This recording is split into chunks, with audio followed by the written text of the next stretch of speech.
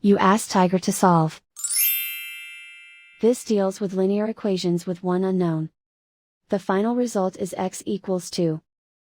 Let's solve it step by step. Simplify the expression. Expand the parentheses. Multiply the coefficients. Simplify the arithmetic.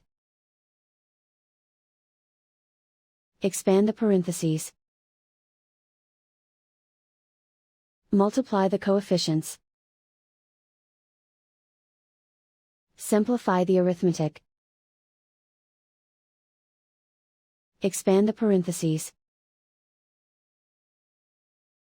Group like terms. Simplify the arithmetic. Group all constants on the right side of the equation. Add 10 to both sides. Simplify the arithmetic.